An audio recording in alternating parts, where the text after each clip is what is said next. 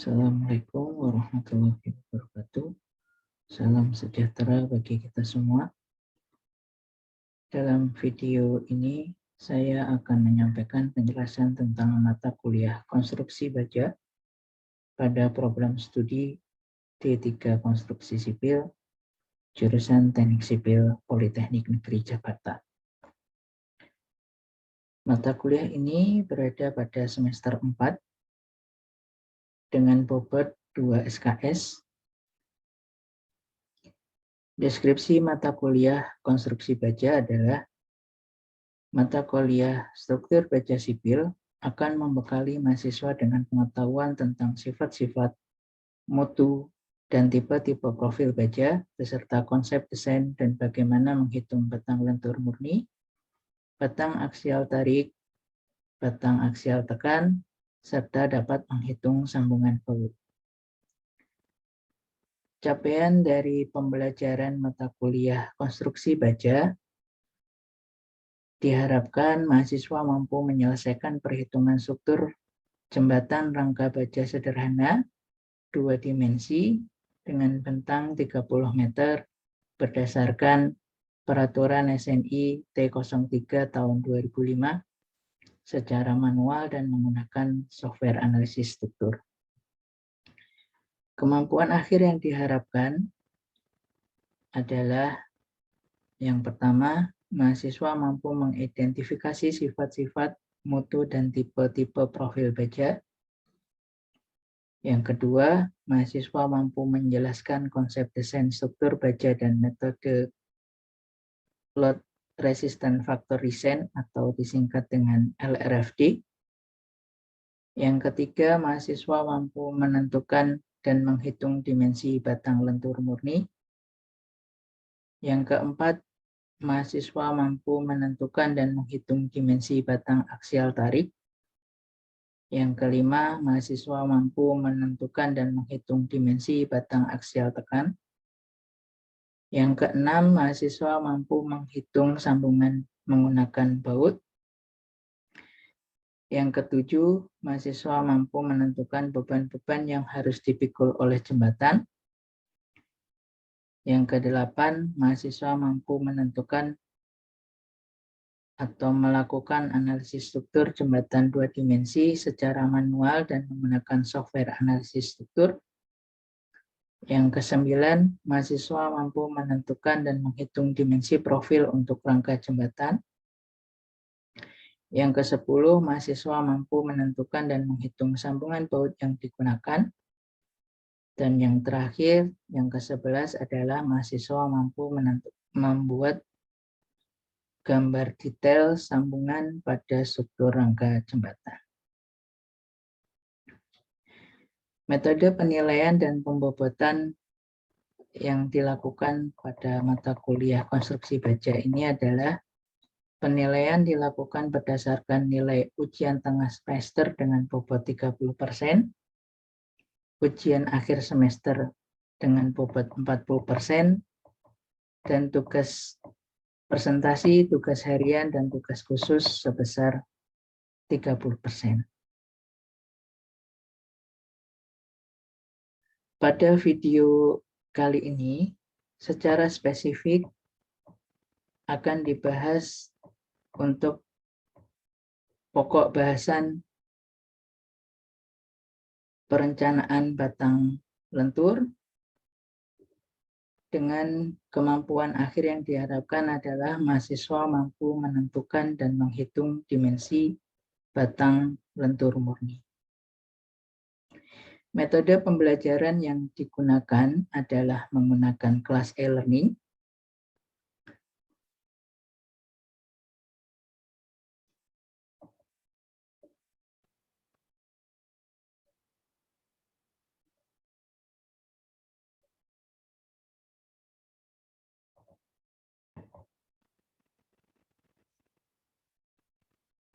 Berikut adalah tampilan dari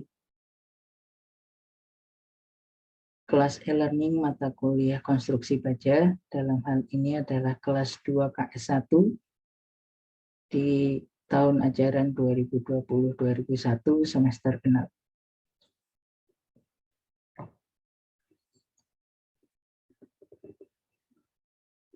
Perencanaan komponen lentur berada di minggu 12 April hingga 18 April. Pada e-learning telah diunggah video penjelasan tentang materi perencanaan komponen lentur melalui link Google Drive.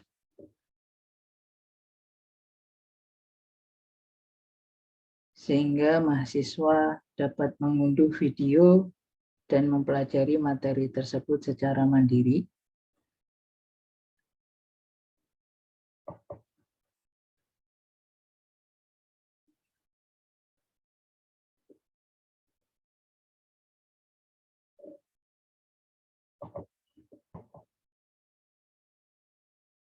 Berikut adalah tampilan dari video penjelasan materi perencanaan komponen lentur yang telah diunggah pada e-learning.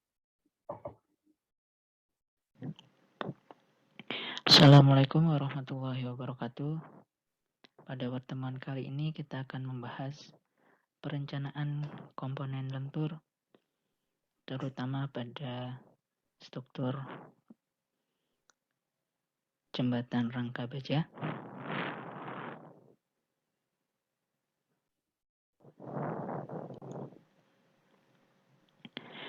Komponen lentur pada jembatan rangka baja itu ada pada balok utama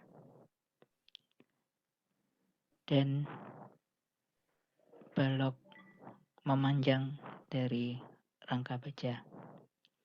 Itu dapat dilihat pada gambar yang sudah diberi tanda berupa kotak berwarna merah. Perencanaan komponen lentur pada rangka baja, persamaan umum adalah seperti di slide, yaitu di mana MU harus kurang dari V dikalikan dengan MN, di mana MU adalah momen lentur terfaktor atau gaya dalam yang diperoleh dari kombinasi beban yang dikalikan dengan faktor beban. Sedangkan V untuk komponen lentur atau perencanaan komponen lentur sendiri besarannya adalah 0,9 dan MN adalah kuat nominal lentur penampang atau kekuatan penampang menahan momen lentur.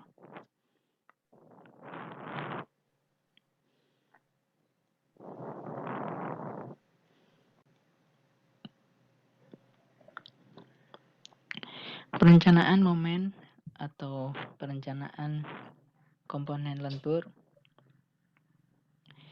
nanti kita bagi menjadi dua. Yang pertama adalah momen lentur terhadap sumbu kuat, di mana nilai kuat nominal lentur penampang diambil nilai terkecil dari kuat nominal lentur penampang dengan pengaruh tekuk lokal dan kuat nominal lentur penampang dengan pengaruh tekuk lateral.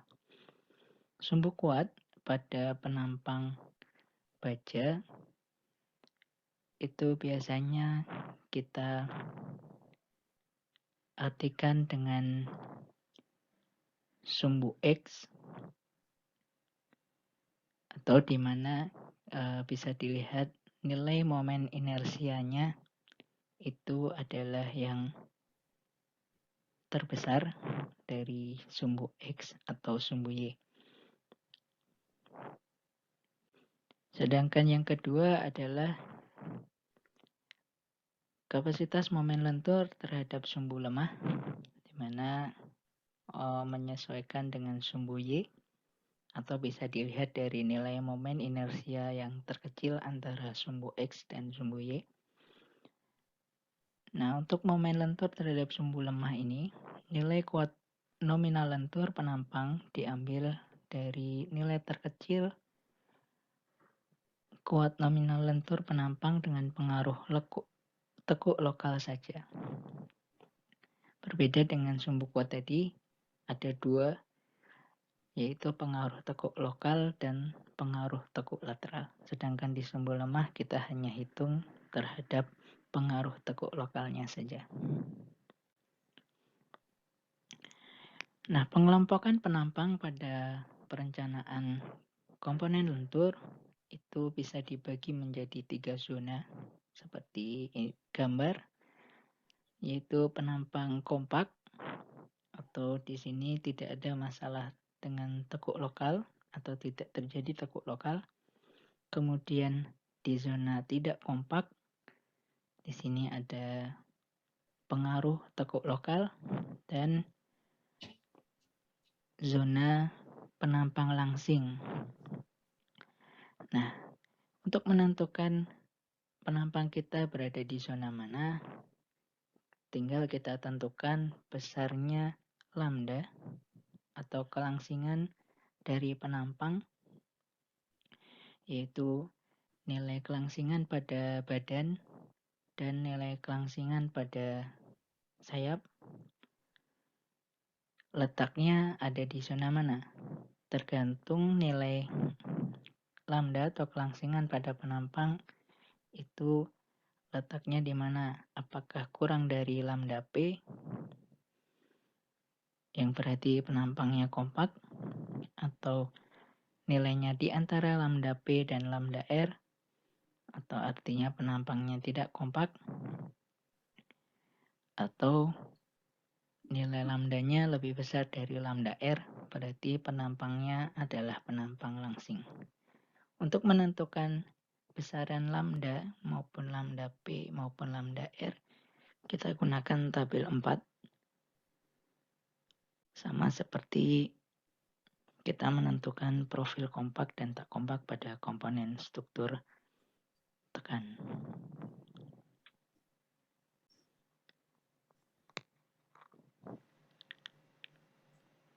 Nah, untuk menentukan kuat nominal, tadi kita tentukan nilai terkecil dari kuat nominal lentur dengan pengaruh tekuk lokal dan kuat nominal lentur dengan pengaruh tekuk lateral untuk sumbu kuat, atau nilai terkecil dari kuat nominal lentur dengan pengaruh tekuk lokal saja untuk sumbu lemah. Nah, yang pertama kita bahas di sini adalah kuat nominal lentur dengan pengaruh tekuk lokal. Yang pertama adalah batasan momen. Batasan momen ini nanti kita gunakan untuk menentukan kuat nominal lenturnya. Nah, batasan momen pada kuat nominal lentur dengan pengaruh tekuk lokal itu ada 3 momen. Yang pertama adalah momen leleh atau biasa disimbolkan dengan MY. Nilainya adalah FY dikalikan dengan S, di mana FY adalah tegangan leleh baja tergantung dari mutu bajanya, dan S adalah modulus penampang dalam keadaan elastis. Sedangkan yang kedua adalah momen plastis atau biasa disimbolkan dengan MP. Nah, nilai momen plastis ini nanti kita ambil nilai terkecil dari yang pertama, nilai MP sama dengan FY dikalikan dengan Z. Dan yang kedua adalah MP sama dengan 1,5 dikalikan dengan MY atau momen lelehnya. Di mana dalam hal ini FY adalah tegangan leleh baja dari mutu baja dan Z adalah modulus penampang plastis.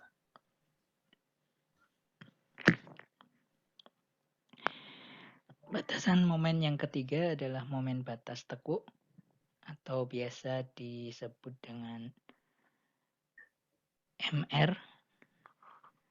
Nah, nilai MR sendiri adalah S atau modulus penampang elastis dikalikan dengan Fy dikurangi Fr, di mana Fy adalah tegangan leleh baja dari mutu bajanya dan Fr adalah tegangan sisa atau tegangan residu dari bajanya.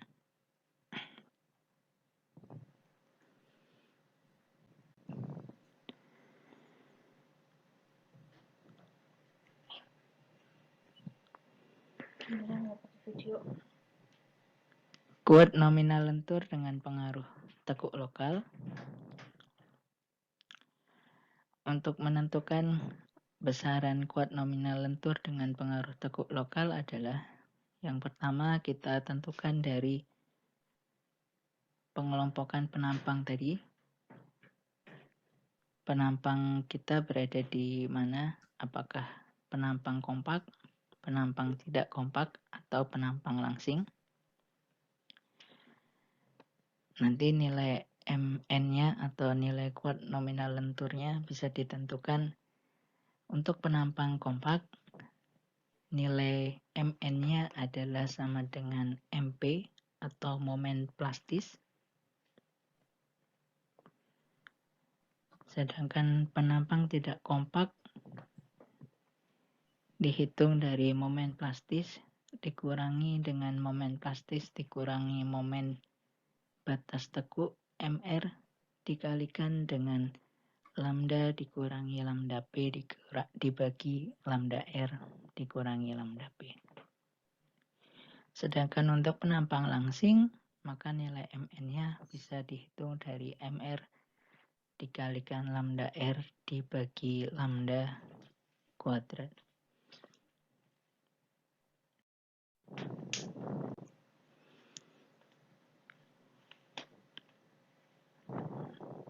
Nah, untuk selanjutnya adalah kuat lentur nominal penampang dengan pengaruh tekuk lateral, di mana tekuk lateral itu bisa terjadi apabila panjang balok atau panjang penampang lentur kita itu lebih besar daripada panjang batas plastisnya atau biasa disebut dengan LP. Nah, kalau dibagi batasannya, panjang penampang itu bisa kurang dari LP atau di mana ini kondisinya adalah plastik buckling atau tekuk plastik. Kemudian panjang batangnya di antara LP dan LR, di mana ini adalah zona inelastic buckling atau tekuk inelastik, dan L lebih besar dari LR, di mana di sini adalah elastis buckling atau tekuk elastis. Nah, kalau dibuat dari diagram antara panjang batang dan kapasitas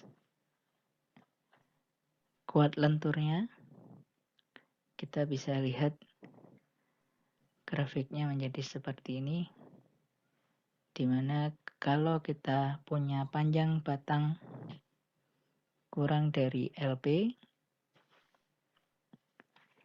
maka nilai MN-nya adalah sebesar MP atau zonanya masih dalam zona plastis flexular buckling atau tekuk plastis. Kemudian kalau panjang batang kita terjadi di antara LP dan LR, maka Nilai kapasitas MN-nya itu nanti adalah di antara MP dan MCR, atau zonanya masih di zona inelastis lateral buckling.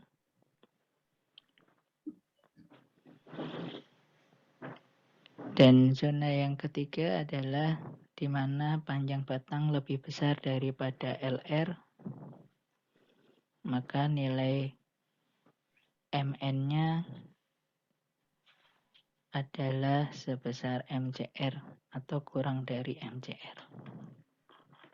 Di mana zonanya adalah elastis lateral buckling.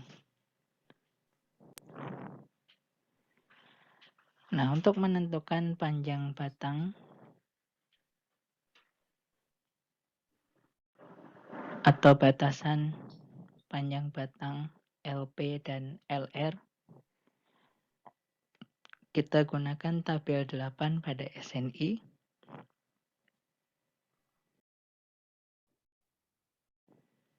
Yaitu tinggal kita lihat dari profil penampangnya, apakah profil I dan profil kanal ganda atau profil kotak pejal atau berongga.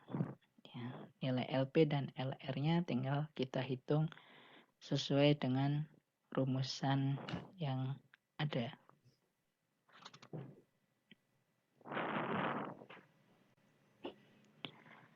Nah, untuk batasan momen pada kuat nominal lentur dengan pengaruh tekuk lateral adalah sama seperti batasan momen pada kuat nominal lentur dengan pengaruh tekuk lokal, yaitu momen leleh, momen plastis, dan momen batas tekuk, ditambahkan dengan MCR atau momen kritis.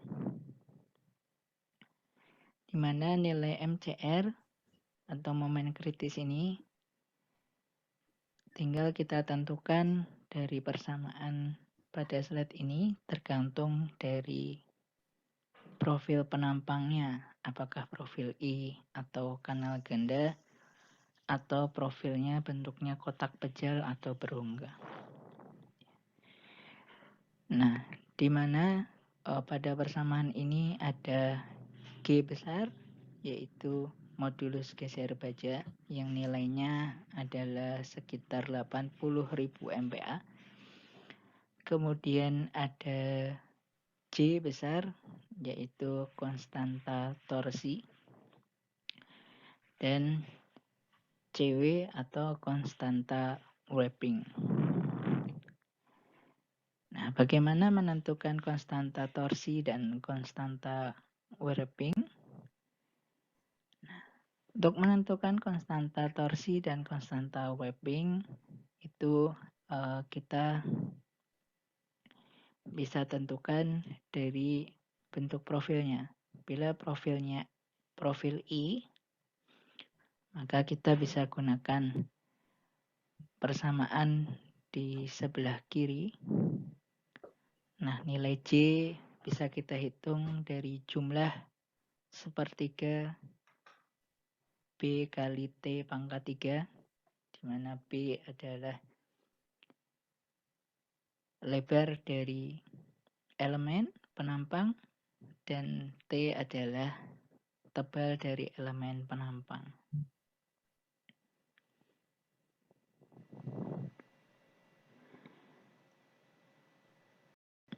Nah, elemen penampang pada profil I bisa kita bagi menjadi dua, yaitu elemen badan dan yang kedua adalah elemen sayap.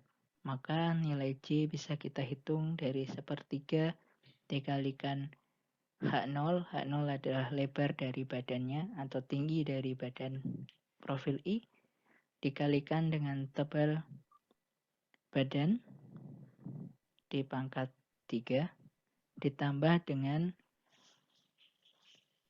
sepertiga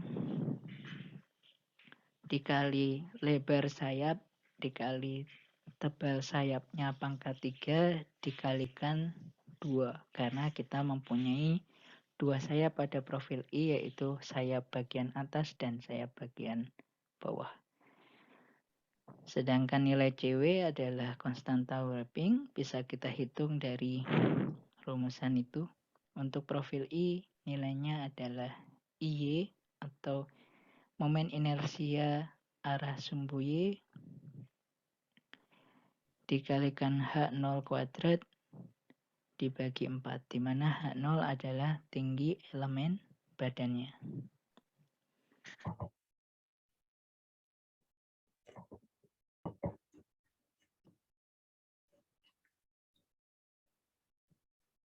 Pada video yang diunggah, di sini juga diunggah file tabel profil I yang dilengkapi dengan modulus penampang elastis dan modulus penampang plastis untuk memudahkan dalam perhitungan perencanaan komponen lentur.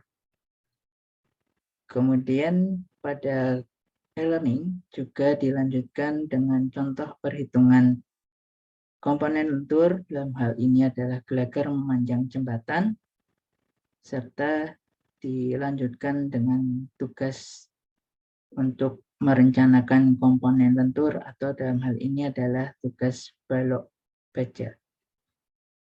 Demikian video penjelasan tentang mata kuliah konstruksi baja pada program studi D3 Konstruksi Sipil, jurusan Teknik Sipil Politeknik Negeri Jakarta.